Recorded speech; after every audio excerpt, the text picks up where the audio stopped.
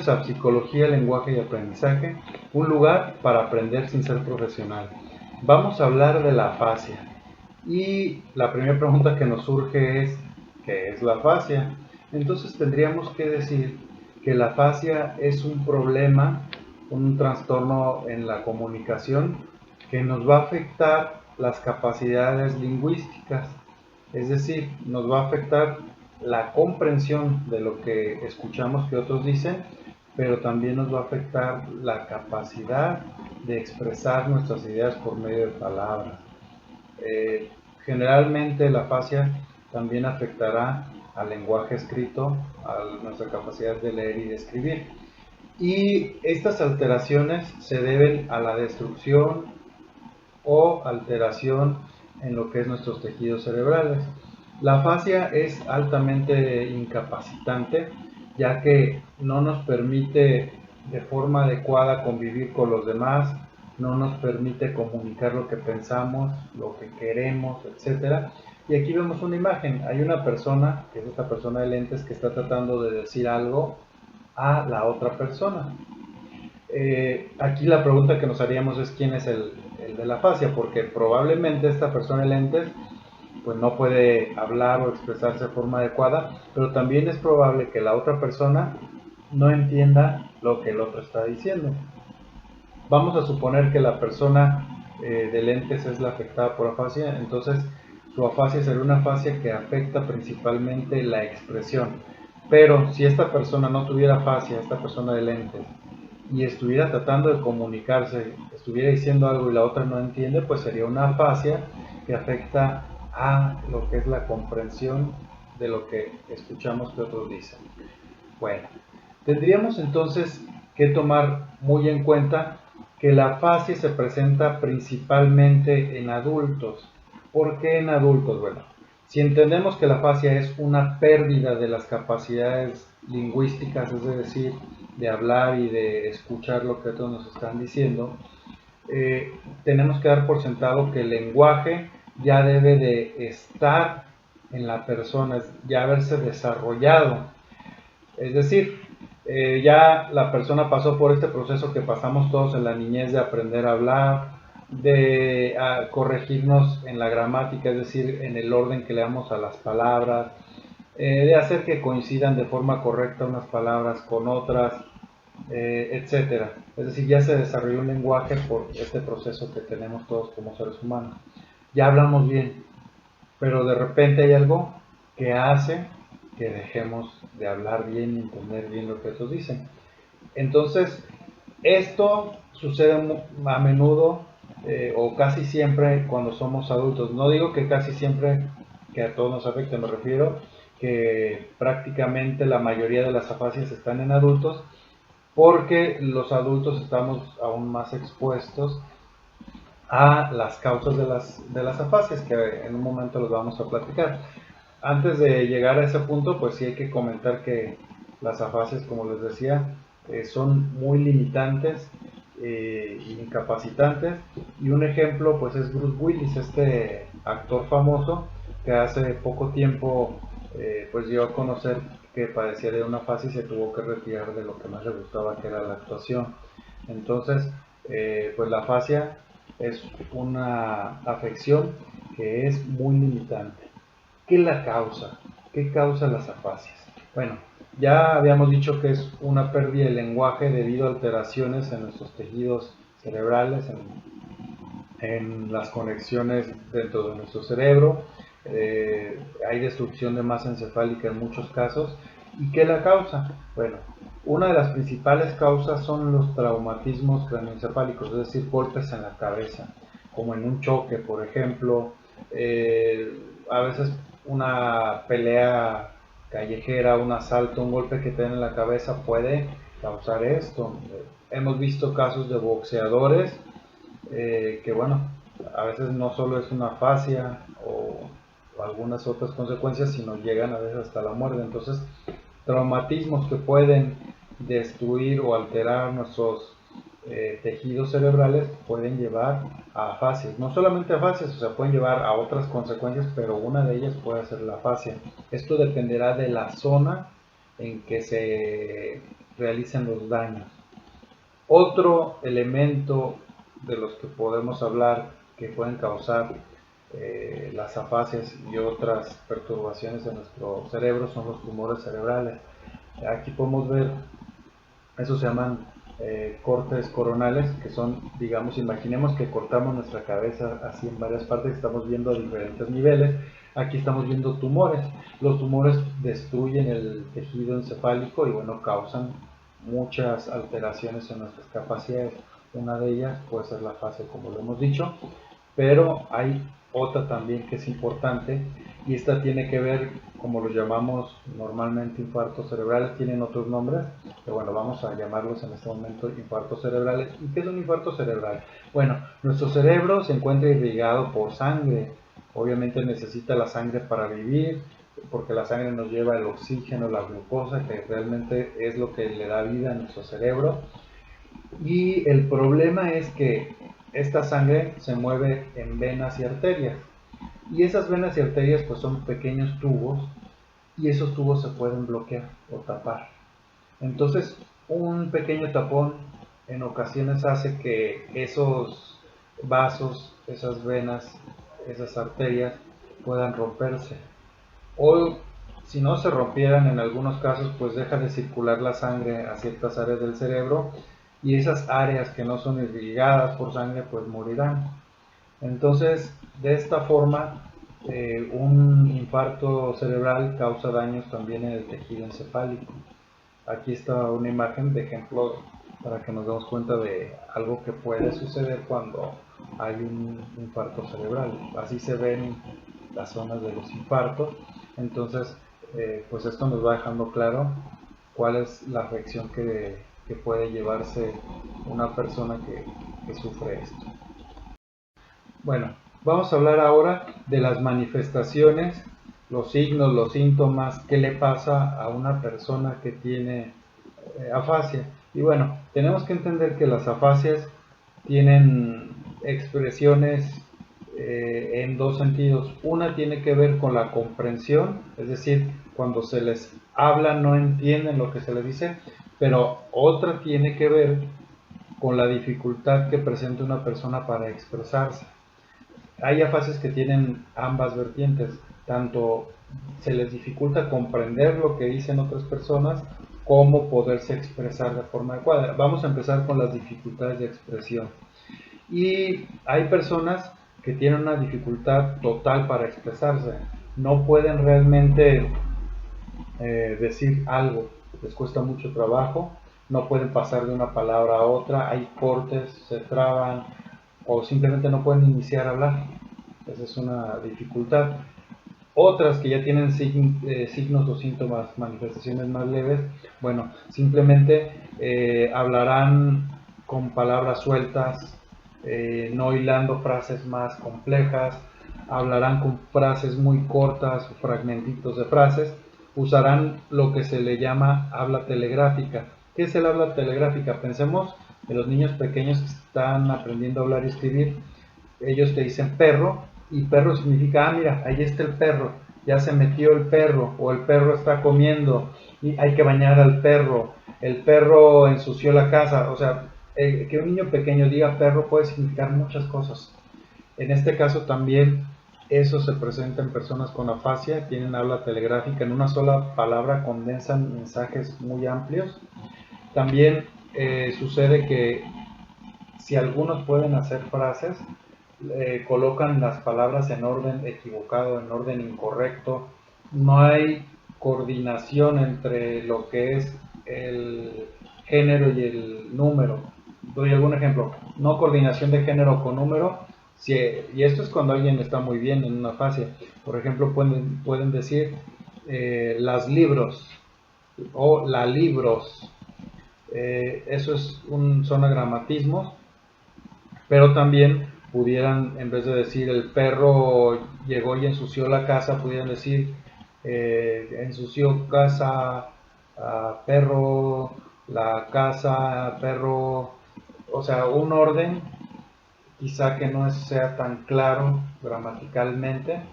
Los dos ejemplos que dije fueron muy sutiles, pero puede haber otros pues en los que es mucho más evidente. pudiera alguien entonces estar diciendo solo palabras sueltas sin relación alguna, entre, casa, perro, corre, no tiene quizá alguna secuencia gramatical clara, pueden pasar ese tipo de cosas. Algo que también les puede suceder es intercambiar los sonidos o palabras mientras hablan. Vamos a dar un ejemplo de sonidos. Entonces, en vez de decir perro, no lo dicen de forma tan clara. El sonido, el fonema, está siendo modificado. En vez de decir el perro, pueden decir el tedo. Nosotros sabemos que él quiere decir perro, pero está diciendo tedo. Están siendo modificados los fonemas, o el querro, o qué sé yo, se puede modificar por cualquiera. Eso es en cuanto a sonidos. Pero en cuanto a palabras, la persona que está teniendo esta afección puede sustituir la palabra perro por gato o por cualquier otra que sea cercana al concepto. Me explico. Cuando esta persona quiere decir perro en su mente, pues está la categoría quizá de animales, y dentro de animales está el perro, el gato, el ratón, el hámster, el que ustedes quieran, ¿no? Aún dentro de toda esa gran red de palabras que existe, además de esos que dije, puede ser el león, el elefante, esos son animales, pero dentro de la categoría de animales hay otros más pequeños que pueden ser animales domésticos, o haber otra quizá que sean animales de granja. Bueno, vamos a suponer entonces que esta persona empieza a decir palabras que están cercanas a ese concepto de perro. Puede decir varios animales que son domésticos, puede decir el gato, como les decía hace rato, o puede hablar de animales en general, puede decir el elefante en vez del perro, o algunas otras cosas que dentro de su experiencia están cercanas al perro. A lo mejor el perro siempre está en un tapete, y en vez de decir perro está diciendo tapete, tapete, tapete. Entonces se pueden estar intercambiando palabras al hablar, o puede inventar palabras. Esto se llama neologismos. No sé, en vez de decir el perro le dice el tuche, tuche, tuche, tuche, pero para él es perro y él así lo está diciendo. Entonces esto es en cuanto a las dificultades que pueden haber en las formas de expresión. Pero como adelantaba, no solamente se afectan las formas expresivas, sino también las formas de comprensión. Es decir, cuando alguien más habla, entendemos o no entendemos lo que nos está diciendo. Y hay personas que no entienden nada cuando se les está hablando. Algunas otras necesitan que se les hable de forma muy lenta para que lo puedas entender. Si has tenido tú la experiencia de estudiar otro idioma, es como cuando estás aprendiendo otro idioma y alguien te está hablando en ese otro idioma, tú estás atento, pero estás viéndole la boca, estás tratando de entenderle y necesitas que te hable mucho más lento para poder entender. Pueden experimentar algo así, pues lo mejor que te lo puedo ejemplificar con algo que quizá hayas vivido. Estas personas malinterpretan algunas cosas del lenguaje, no lo interpretan de forma adecuada. También puede suceder que para ellos es muy difícil el sentido figurado de un chiste, entender un chiste, un refrán, por ejemplo, metáforas. Es sumamente complicado. Si a una persona le dices y tiene una fase que afectó la comprensión, le dices está lloviendo a cántaros, aunque era algo que ellos sabían que significaba, a lo mejor se imaginan cántaros cayendo del cielo. Entonces, esa es una afección, o sea, están interpretando literalmente lo que, lo que están diciendo otras personas cuando quizá lo dicen con otra intención. Muchas veces el contexto no es tomado en cuenta para interpretar de forma adecuada todo esto. Esos son solo algunos ejemplos. Pasemos ahora a otro tema que tiene que ver con la clasificación de las afasias. Bueno, existen varias escuelas, existen entre las principales, estoy hablando yo de la alemana, la norteamericana, francesa, soviética, etcétera. Yo voy a hablar más de lleno o más fuertemente enfocado en la soviética, que es la que más me gusta a mí y creo que es de las más eficientes, pero les voy a contar un poquitito de historia. Y bueno, como sabemos, siempre el hombre estaba sorprendido por sus capacidades, pero no siempre tuvo la idea de en dónde estaban nuestras capacidades humanas, el lenguaje, el pensamiento, etcétera. Se explicaban por la presencia de Dios en el ser humano, se explicaban de muchas formas. Incluso hay cráneos que se han encontrado, cráneos prehistóricos, que tienen hoyos, se llamaban trepanaciones. Esos hoyos eran hoyos que se hacían intencionalmente, empezaban quizá con piedras, quizá con palos, pero eran con alguna herramienta a las personas, y se ha comprobado que estaban vivas cuando les hacían esos hoyos, que trataban de perforar, y esto se cree que es con la intención de que salieran pues demonios o digamos ideas que atormentaban a las personas desde los inicios de la humanidad. Pero realmente no siempre existió o no siempre había la claridad de la relación que existía o que había entre las facultades, que ahora les llamamos facultades mentales, habilidades que nos hacen humanos, con el cerebro, con la cabeza. Esto se fue logrando poco a poco, y uno, digamos, de los primeros intentos por hacer esta relación, esta vinculación, fue la frenología. Ahorita les hablo un poquito de la frenología. La frenología decía que había un área del cerebro para cada facultad humana. Había, por ejemplo, la facultad de la amistad y estaba en tal lugar. También, por ejemplo, había lugares que si estaban muy desarrollados, pues la persona podía ser un delincuente o la persona podía ser honrada, etcétera. Pero había lugares entonces que hacían estas funciones. Pero bueno, ahorita nos puede dar risa un poco esto que escuchamos, pero fue el principio de tratar de ubicar las capacidades humanas en la cabeza, en el cerebro. Y aquí vemos que frenología, vemos este dato en 1825 en Calcuta. Esto quiere decir que en ese año en Calcuta incluso se fundó una escuela de frenología. La frenología incluso trataba de predecir el comportamiento de las personas midiendo su cabeza, si había protuberancias, pues trataban de definir su personalidad o cómo podían reaccionar a ciertos estímulos, etc. Entonces eso fue la frenología, pero no nos quedamos en eso. Todo fue avanzando. Aquí lo importante es que se trató de ubicar las capacidades humanas dentro del cerebro, de la cabeza, y refinando estas ideas.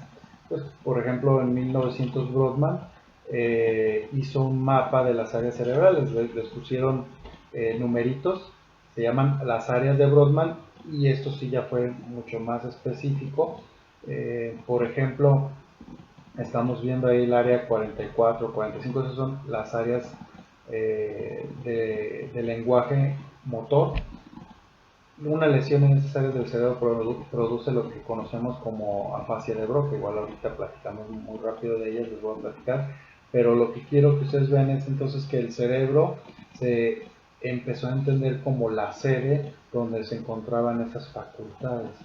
Y ya que estamos hablando de afasias, como les adelantaba, este es el cerebro. Si vemos, ahí hay un círculo. Ese círculo está señalando más o menos el área 44-45 de Brodmann, que a esas áreas también se les llama el área de Broca, y cuando se dañan produce la afasia de Broca. La afasia de Broca, tratando de simplificar, pues es una afasia expresiva y que imposibilita a la persona de hablar fluidamente. En muchos casos no pueden decir una sola palabra, en algunos otros pueden decir una palabra, se detienen, dicen otra, se detienen, o sea, tardan mucho, no hay fluidez en el lenguaje, si lo queremos ver así, no hay tampoco gramática. Pero bueno, ahorita vamos a hablar simplemente de la localización, y de que dependiendo de en qué lugar del cerebro haya afecciones, pues también se van a manifestar diferentes cosas. No es lo mismo una lesión en el área de Broca que en otras áreas. Habrá áreas que afectarán a cómo escuchamos, habrá áreas que afectarán cómo caminamos. Por eso muchas veces los infartos, o lo que llamamos infartos cerebrales en este video, tienen manifestaciones como dejar de mover el lado derecho, el lado izquierdo. Hay veces que nosotros vemos que parálisis faciales como resultado de esto. No se puede mover una mano, no se puede mover un pie, o se pueden mover pero no hay sensibilidad.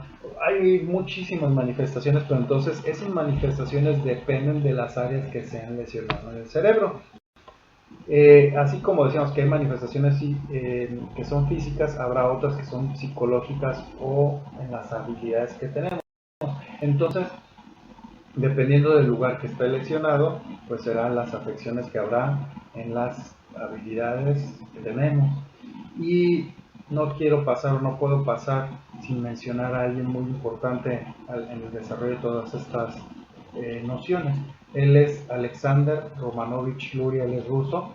Él es considerado el padre de la neuropsicología y fue médico en tiempos de la Segunda Guerra Mundial, se enlistó en el ejército y le tocó en ese contexto pues ver muchas personas con lesiones cerebrales, balas en la cabeza, imagínate. Entonces está en ese contexto donde él podía ver muchísimos pacientes y pudo entonces tener reflexiones muy profundas sobre el funcionamiento del sistema nervioso. Y él decía y se dio cuenta, descubrió algo sobre el funcionamiento del cerebro. Él decía que si nosotros pudiéramos ver el cerebro funcionando, veríamos como una arborescencia, veríamos como si hubiera redes, como si fueran constelaciones en nuestro cerebro, como las estrellas, varios lugares funcionando a la vez, y esos lugares pudieran cambiar dependiendo de las cosas que estamos haciendo. Es decir, esa constelación que se activa cuando estamos hablando es diferente de la constelación que se activa cuando estamos jugando fútbol. Eso fue muy interesante y empezó a hablar de funciones cerebrales. Ese fue uno de los conceptos muy importantes de Luria. Y ahora pues tenemos la tomografía por emisión de positrones, que es como la imagen que estamos viendo, y se ha demostrado entonces eso que Luria decía. El cerebro funciona, digamos, por varias zonas a la vez. No es que una sola zona esté funcionando, están funcionando varias a la vez. Por ejemplo, cuando hablamos, tenemos que, no solo estamos moviendo la boca, al mover la boca tenemos que sentir dónde está nuestra lengua para moverla al lugar de la siguiente producción de sonido. Es decir, si en este momento voy a decir sapo, eh, y por ejemplo, la palabra sapo, si te fijas, ¿dónde está la lengua cuando inicias a decir, cuando empiezas a decir la S? Tiene que estar ayudando en ese bloqueo de sonido, ¿estamos de acuerdo? Pero el siguiente sonido ya no es con la lengua, es con los labios, la PUM, la PO. Entonces, hay un orden en ese momento. Para moverte de forma adecuada tienes que saber que tus labios estaban abiertos o entreabiertos mientras decís la sa, po. Si no tienes conciencia de dónde estaba tu boca, tus labios, tu lengua, tus mejillas, etcétera, no puedes pasar al siguiente sonido. Eso es solo un pequeño eslabón de la gran cadena de cosas que tenemos que hacer para hablar bien. Obviamente para hablar bien tenemos que tener la idea, las palabras, y mientras estoy hablando tengo que estar poniendo atención a ver si dije sapo o se escuchó como tapo o tapo, estás escuchando lo que estoy diciendo, estás corrigiendo, etc. Entonces el lenguaje, el hablar es más complicado de lo que nos imaginamos. Por eso es muy importante esto que Luria enseñó, que las funciones cerebrales del hombre están entonces trabajando como constelaciones de estrellas regadas en nuestro cerebro. Varios lugares están activando a la vez. Luria no tuvo la oportunidad de conocer estas tomografías, pero ahora nosotros sí las conocemos y sabemos que tenía razón, que así funciona el cerebro. ¿Y por qué mencionamos esto? Porque entonces nos empezamos a dar cuenta, ya sabíamos que dependiendo de los lugares en que están las lesiones cerebrales, pues las afecciones pueden ser diferentes. Pero tenemos que entender entonces que una afección en un lugar específico puede afectar a todo el lenguaje, porque es una cadena, es una constelación de habilidades que se están poniendo en juego en el mismo momento. Entonces, si entendemos esto, podemos entender por qué hay una clasificación. Esta es la clasificación de Luria de las afasias. Hay una clasificación un tanto variada. Sí tiene que ver con los síntomas, etcétera, pero también tiene que ver con los lugares donde está la lesión. Entonces, en la parte superior vemos los nombres que Luria le dio a las diferentes afasias. Está la afasia motor eferente, que es la de Broca, es más conocida como afasia de Broca. Ahorita mencionamos un poquito de estos síntomas. En esta fase se ve afectada el lenguaje espontáneo, que significa que cuando tú quieres empezar a hablar, pues no fluye el lenguaje. La repetición, cuando tú le pides que repita algo, no lo puede hacer, le cuesta mucho trabajo. La denominación puede estar un poquito menos afectada, pero a veces se sustituye por otras palabras. Lo que es la comprensión, una persona con afasia de Broca comprende lo que le estás diciendo, lo entiende bastante bien. Entonces, esta así a grandes rasgos sería una descripción general, pero fíjense cómo cada una de las afasias tiene diferentes signos y síntomas. Por ejemplo, la afasia de Broca, ya les había dicho, está localizada en principalmente lo que es el área de Broca, así se le llamó incluso esa parte del cerebro, que en cuanto a las áreas de Brodmann es 44, 45. Cada una de estas afasias está localizada en algún lugar. No quiere decir que solo ese lugar participe en el lenguaje. Entonces empezamos a entender que si esta afasia de Broca afecta el lenguaje, lo afecta porque básicamente el defecto que está produciendo es que no se puede dar el movimiento cinético, es decir, el movimiento ordenado, intencionado, no se puede hacer esa cadena cinética de movimientos de forma ordenada y voluntaria. Cuesta mucho trabajo, eso es lo que la persona tiene afección y afectan realmente la producción del lenguaje. Cada una de las afasias tiene su característica. Vamos a explicar rápidamente una o dos más de forma sencilla para tener más ejemplos. La afasia motora aferente realmente lo que afecta es que la persona no tiene retroalimentación de dónde están sus órganos fonoarticulatorios, es decir, cuando quiere empezar a hablar no sabe, no siente en dónde está su lengua, dónde están sus labios. Entonces, ¿cómo vas a decir una P si no sabes si tienes tus labios entreabiertos o están cerrados o están muy abiertos? ¿Cómo vas a decir una S si no sabes si tu lengua está en la posición en que obstruye el aire y produce ese pequeño zumbido? Afecta a, digamos, al lenguaje espontáneo porque no deja fluir el lenguaje. La repetición también es deficiente, la denominación y también lo que es la comprensión del lenguaje se preserva. Sin embargo, pues la diferencia de por qué en la fase de Broca no se puede producir el lenguaje y en la motora aferente es porque en la de Broca está afectado el mecanismo de dar un salto de un movimiento a otro, y también en la aferente, pero la razón en la aferente de por qué está afectado es porque no se puede sentir dónde están los órganos bucofonatorios. Entonces, si empiezas a conocer la causa de por qué se afecta o qué es lo que está afectado en una afasia, pues puedes ir a atacar directamente la afasia. Precisamente ese es el principio del tratamiento, de la intervención. Si tú empiezas a detectar o sabes cuál es la afección que tiene la persona, tú tendrás que atacar eso. Si en la fascia motora aferente la persona no sabe dónde tiene sus labios, su lengua, pues tendrás que reeducarla para que pueda volverlo a hacer. Y hay una característica del sistema nervioso muy interesante. Antes se creía que no se regeneraba. Ahora sabemos que existe la neuroplasticidad. Y para explicar este concepto, bueno, nos daremos un tiempecito muy corto, pero lo haremos así.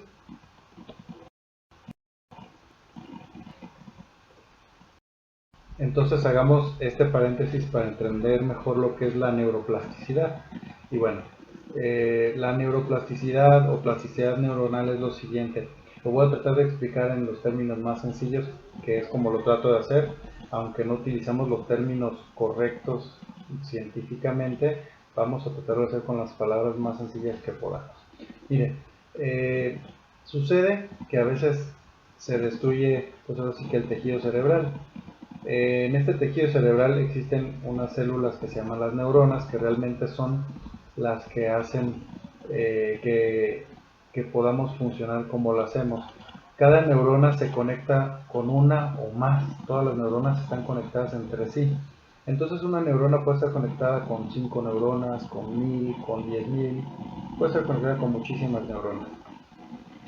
y transmite los mensajes, le llegan mensajes de uno y de otro. Imagínate que tú estuvieras tomado de la mano en una rueda grande, o sea, todos nos estamos tomados de la mano, y cuando tú recibes un apretón en tu mano izquierda, lo replicas con tu mano derecha. Entonces la persona que está a tu derecha sintió ese apretón de manos y lo va a replicar a su vez con la persona que está a la derecha. Imagínate que algo así hacen las neuronas.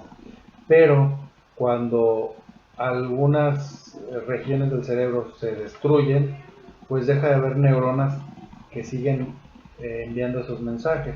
Es decir, si en esa rueda de personas que estamos tomados de la mano llega alguien y separa a dos personas que están conectadas ahí, pues el mensaje ya no pasa de un lado a otro. Pero entonces imagínate que entre esas personas que quedaron por ahí, que no se agarran la mano, pues de repente otras de las mismas personas de la rueda, esa rueda se empieza a acomodar para que esas personas que quedan sueltas a lo mejor ya no se van a conectar, pero se hace un poquito más, quizá más pequeña la rueda, u otras personas toman de la mano a algunas que estaban por ahí desconectadas y el mensaje vuelve a pasar.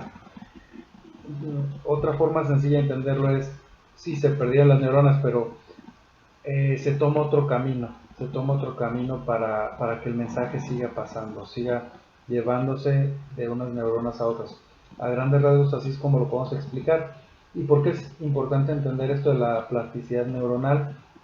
Pues es importante porque entonces si se destruye un área del cerebro que cumplía con una función específica, puede haber otras áreas del cerebro que cumplan con esa función, aunque inicialmente no lo hacían. Eso es la plasticidad, la neuroplasticidad. Y por este principio, por eso que sucede, podemos hablar de rehabilitación. Es decir, aunque se perdió una función que era el lenguaje, podremos entrenar a otras regiones del cerebro para que hagan lo que hacían las regiones que fueron destruidas. A veces esto sucede en partes diferentes del cerebro. Me explico qué quiero decir. Nuestro cerebro tiene dos grandes hemisferios. Está dividido en una parte cerebro o hemisferio derecho, hemisferio izquierdo. Entonces, el lenguaje está principalmente ubicado del lado izquierdo. A veces se puede destruir una parte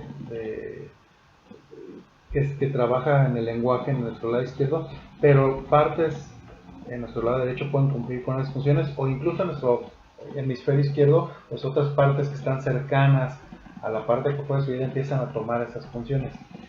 Y eso es lo que tenemos que hacer en la rehabilitación. Entonces, volviendo al tema, a los tipos de afasia, etcétera, yo estaba o había explicado muy a grandes rasgos la afasia de Broca, la motora aferente. Entonces, imagina que hay una afasia motora aferente en la que decíamos, pues no hay como esa sensación de dónde está la lengua, dónde están los labios, etcétera, pero no lo sientes. Pero imagínate que lo empiezas a ver en un espejo. A ver, ¿dónde está mi lengua? ¿Dónde están mis labios? Y empiezas a tener esa retroalimentación por medio de un espejo. Esa es una forma, pero bueno, es una de muchas técnicas. Esto solamente es un ejemplo. Entonces, si yo estoy teniendo en este momento bueno, de aquí tengo el ejemplo del espejo, si estoy teniendo una fascia motora aferente, pero puedo ver en qué lugar está mi lengua, ya no tengo la retroalimentación o no estoy sabiendo dónde está mi lengua por la sensación, estoy sabiéndolo porque estoy viéndolo. Entonces, esta información que llega por medio de mi vista a mi cerebro y que me está diciendo dónde está mi lengua, eso antes llegaba porque lo sentía, pero ahora lo estoy sabiendo porque estoy viéndolo. Y ese ver, ese ubicar, empieza a generar nuevas conexiones hasta llegar al punto de volver a ubicar dónde estaba mi lengua para poderlo volver a hacer. Entonces ese sería de forma muy sencilla una explicación sobre el principio de la rehabilitación de las afasias. Como ven, bueno, solamente he explicado dos, pero pues hay muchas más. Les voy a explicar muy rápido una más. En este caso la acústico-agnósica, que es más conocida como la de Wernicke, y esta en pocas palabras está afectando la zona del cerebro que nos ayuda a distinguir los sonidos del habla. Entonces, la persona que tiene esta afasia no comprende lo que se le dice. imagínate que estás escuchando a una persona hablar en otro idioma, la persona está escuchando hablar, o sea, no escucha sonidos nítidos y por eso pues, ni siquiera puede interpretar lo que le están diciendo. Obviamente entonces si vamos sabiendo cuál es el defecto principal de cada una de las afasias, buscaremos la forma de rellenar ese hueco, esa capacidad que se afectó y tratarla de estimular para que otras zonas cerebrales tomen el rol que dejó de tener esa zona que fue destruida. Básicamente así es como se trabaja. Cada fase tiene pues muchas técnicas para trabajar, se tiene un camino para lograr la rehabilitación y es importante que acudas con un profesional. Los recomendados pues son los neuropsicólogos, los logopedas, digamos que serían los principales para este tipo de problemas. Y pues si estás interesado en que se te atienda, yo lo puedo hacer. Te dejo datos en mi página web para que me contactes en la parte de abajo del video. Pues muchas gracias por ver esta exposición sobre lo que es la fascia. Espero que hayas aprendido algo nuevo que te interese, aunque no seas profesional. A veces nos gusta ver esto para conocer sobre temas que no conocíamos. Si es tu caso, te felicito y ojalá que sigas viendo más videos. Muchas gracias.